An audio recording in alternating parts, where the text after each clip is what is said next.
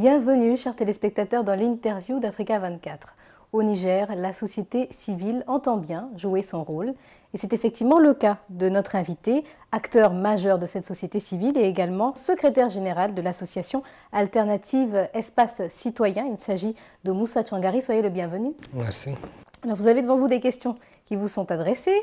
Pouvez-vous lire la première, s'il vous plaît, à voix haute? Avez-vous noté des améliorations en matière des droits de l'homme ces 5 dernières années au Niger? Il n'y a pas eu d'amélioration. Il y a eu plutôt des reculs graves parce que depuis ces 5 dernières années, depuis au moins 3 ans, il se passe des choses au Niger qui ne se sont jamais passées auparavant. C'est d'abord la situation, si vous voulez, des pétinements des droits humains entraînés par la situation sécuritaire, notamment dans la région de Difa, où pour la première fois dans l'histoire de ces pays, l'État lui-même a pris la mesure grave de faire déplacer des milliers et des milliers de personnes. Et vous savez que dans un contexte de conflit armé, déplacer des milliers de personnes, presque de force, sans leur offrir la moindre perspective est une violation majeure des droits de l'homme. Ne serait-ce qu'à travers ce seul exemple-là, on peut illustrer que ce pays n'a pas véritablement progressé. Mais c'est une situation de crise, vous-même. Oui, c'est une situation de crise, mais c'est l'État qui a décidé que les populations doivent quitter avec un ultimatum. En lançant un ultimatum, tu lances un ultimatum à ta propre population en disant soit vous quittez cette zone dans 5 jours, sinon vous serez considérés comme des terroristes et peut-être vous allez traiter comme tel. Est-ce que ce n'était pas Maintenant, pour la tu n'as propre rien sécurité prévu, de tu la n'as pas population? prévu d'abri, tu n'as pas prévu. Non, mais en fait, tu as créé l'insécurité pour les gens, n'est-ce pas? Donc, un État ne peut pas agir comme ça. Vous-même, vous avez été arrêté il y a quelques mois aussi, ici au Niger. Oui, j'ai été arrêté parce que justement, j'ai dit ce que je viens de dire. En fait, l'association a fait un rapport dénonçant cette situation en disant que c'est quand même une violation grave des droits humains et qu'il n'est pas acceptable qu'on déplace des gens dans de telles conditions. Et à ce moment-là, on vous a soupçonné d'être allié avec des terroristes notamment. Tout ça, ouais, pour avoir juste dit quelque chose qui va de soi. C'est-à-dire que personne ne devrait accepter ça. Pour avoir dit ça, donc on peut même vous traiter de terroriste. Et donc le gouvernement qui a fait ça, ceux qui ont pris cette décision, veulent qu'eux, on dise qu'ils sont des démocrates, qu'ils sont respectueux des droits humains. Voyons. Vous avez été inculpé d'activités de nature à saper le moral des troupes, c'est bien cela? Est-ce que vous avez sapé le moral des troupes? Ce que nous avons dit ne peut pas être ressenti comme, comment dirais-je, un acte pouvant démoraliser les troupes, sauf à considérer que la mission des troupes, c'est justement de ne pas respecter les droits humains. Et ce n'est pas moi, ma conception du rôle d'une armée. Une armée est là pour justement participer à la défense aussi du droit. Est-ce que depuis cette expérience-là, vous vous exprimez toujours autant et toujours aussi fort? Ah, bien sûr, on est obligé de s'exprimer, on ne va pas se taire. Nous, on a commencé à s'exprimer quand la situation était encore beaucoup plus difficile, c'est-à-dire on était sous un régime militaire, n'est-ce pas? Et on s'est battu pour avoir la démocratie, n'est-ce pas?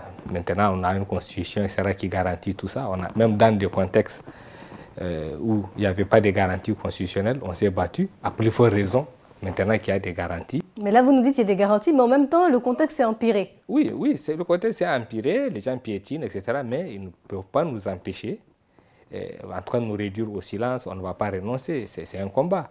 Évidemment, il y a des hauts et des bas. Il y a des choses, en fait, qui se passent maintenant qui ne se sont même pas passées, même par le passé. Lorsqu'un des membres du gouvernement déclare effectivement que vous êtes quelque part instrumentalisé par des groupes terroristes, est-ce que ça ne nuit pas un tout petit peu à votre réputation sur le terrain?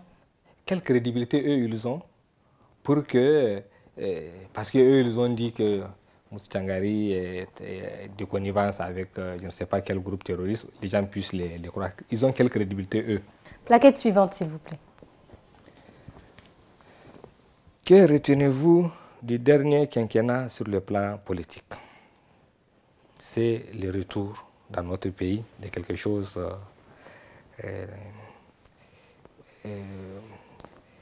avec lequel on a rompu depuis très longtemps, c'est-à-dire la réinstallation des bases militaires étrangères à cause de toutes les menaces, etc. Et peut-être pour d'autres raisons, le Niger accueille, n'est-ce pas, des forces étrangères. Mais en quoi ça vous pose problème? Mais ça pose problème parce que c'est un recul. C'est un recul. Un pays souverain doit pouvoir assumer et installer, permettre à des forces étrangères de s'installer sur ton territoire. Ça reste quand même quelque chose d'éminemment grave. Mais un pays souverain a parfois besoin d'aide aussi pour lutter contre le djihadisme, Boko Haram et les autres mouvements rebelles. Il peut avoir besoin d'aide, bien sûr, je ne refuse pas. Mais l'aide peut passer par autre chose que par l'installation de bases militaires. Il n'y a pas que ça pour aider un pays. Et en plus, les menaces auxquelles on fait allusion, en fait, ce n'est pas seulement une question de bases militaires. Et du reste, on sait même que le fait justement de permettre à des forces étrangères de s'installer sur nos territoires légitime en quelque sorte l'action de certains groupes. Mais dans les pays de la sous-région, il y a des attaques qui se sont accentuées aussi sans qu'il y ait installation de bases militaires. Il y a un peu ça, mais je veux dire le fait de permettre aux forces étrangères de s'installer peut aussi aggraver le problème. Au Mali, je pense qu'il y a une force étrangère française qui est là, il y a les Nations Unies, etc. On sait que ça n'a pas fondamentalement réglé le problème du Mali et ça pose même de nouveaux problèmes. L'intervention française au Mali n'a pas été salutaire, vous trouvez? Non, non, non. Pour moi, il y a toute une propagande autour de ça. Pour dire voilà, il y a eu quelques succès, mais ça reste totalement mitigé. Le gouvernement malien n'a pas encore le contrôle d'une bonne partie de son territoire, n'est-ce pas? On a dit, ouais, si ces gens-là n'étaient pas intervenus, probablement que les gens seraient à Bamako, etc. Bon, je ne veux pas rentrer dans tous ces trucs-là, mais je pense que tout ça, c'est un peu aussi il y a une partie de propagande dans tout ça. Et je pense que toute cette histoire-là a permis à des puissances étrangères d'avoir une présence dans nos pays, mais une présence qui ne règle pas fondamentalement nos problèmes. Donc, les djihadistes sont comme des alliés objectifs de ces gens-là. Les gens cherchaient depuis très longtemps à s'installer dans nos pays. Maintenant, avec l'action des djihadistes, ils ont le prétexte. Vers ce qui est en train de se passer, Niger pourrait se tourner? Non, mais pourquoi il faut qu'on se tourne vers quelqu'un? Vous pensez que l'armée nigérienne, par exemple, à elle seule, peut lutter efficacement contre le djihadisme dans la sous-région? D'abord, ce n'est pas seulement une question de la seule armée. Je pense que pour lutter contre ces menaces-là, ce n'est pas seulement une affaire d'armée. Qu'est-ce qu'il faut d'autre? Il faut aussi des orientations, il faut une politique, etc. Il faut un discours aussi, n'est-ce pas? Mais il y en a un, le discours, il y en a une de politique, non? Oui, peut-être. Peut-être. Oui, il y a un discours, mais ce n'est pas le discours qui sied à la situation. On sait que nous avons aujourd'hui dans nos pays des milliers de jeunes qui sont sans perspective, qui sont abandonnés. Il y a des gens qui n'arrivent pas à manger à leur faim, hein? Des gens qui n'arrivent pas à accéder à des soins de santé. Est-ce qu'il y a, de la part de nos dirigeants, un discours qui reconnaît d'abord qu'il y a des problèmes et qui essaye réellement de mobiliser les gens, de créer l'espoir? On va terminer avec la question Joker pour clôturer cette interview. Certains proches du pouvoir ou non estiment que si vous êtes aussi critique vis-à-vis du pouvoir, c'est parce que vous faites partie de l'opposition, mais partie d'un parti politique. Est-ce le cas? Moi, je ne parle pas au nom d'un parti politique. Mais est-ce le cas? Je ne suis même pas dans un parti politique. J'ai été dans un parti politique. Et moi, je parle en tant que citoyen, en tant qu'acteur de la société civile. Donc, ce n'est pas une question de politique partisane. Moi, je suis à mesure, hein, comme vous, comme n'importe qui, comme ceux qui font la politique aujourd'hui. Si je veux, je peux créer un parti politique. Ce n'est pas interdit. Nous, on s'est battus pour qu'il soit possible de créer des partis politiques. Moi, je fais partie de la génération des gens qui se sont battus pour rendre possible la possibilité de faire des partis politiques.